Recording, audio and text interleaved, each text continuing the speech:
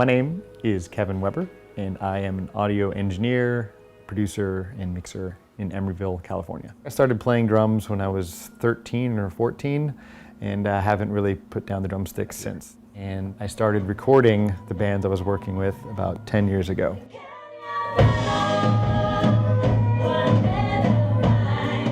There's just tons of great studios in the Bay Area, lots of good equipment, lots of great rooms. However, I think the biggest thing is the people and the vibe you pick up in the studio. And you want to be comfortable, you want to almost be at home, you want to feel like you're in your living room or in your bedroom. You do not want to feel like you're going into a hospital or a museum. I try to make it as welcoming and as comfortable as possible. So that's why I tell people to come by. They'll have fun, they'll remember that, oh yeah, music is supposed to be a fun thing, not this stressful, meticulous endeavor, but something fun and easy and natural that everybody can do. I like it. Something I do easily. Add that to your Match.com profile. What's that called? Method acting or whatever? Yes, Stanislavski. We're rolling. I use Pro Tools at my studio, and I use a variety of plugins that go along with it, third-party plugins. And then on the outside, in the real world, we have a lot of outboard gear. We have a nice Trident board. We have an Atari tape machine. We have a variety of compressors and mic pre's, and a biblioteca of microphones and instruments. The list goes on and on. But I try and do a lot of stuff in the box, and what goes into the computer, I just try to make it sound as good as possible, so you aren't sitting there twiddling your software knobs for hours and hours trying to get it to sound right. The transition from just being a musician to being on the other side of the glass, being the engineer, not quite as easy as I would have hoped, but it was fun. It's just a different set of problems, a different set of challenges to face, just in terms of the equipment and your skill sets that are required. My educational path to where I am now is not the typical one.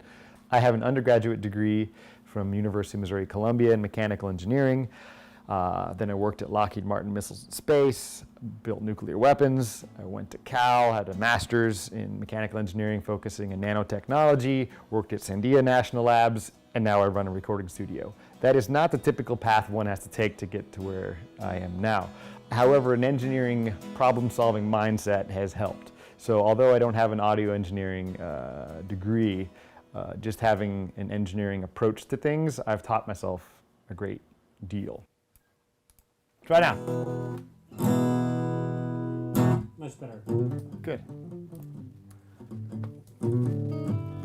A little, can we put a little, there's still a little delay.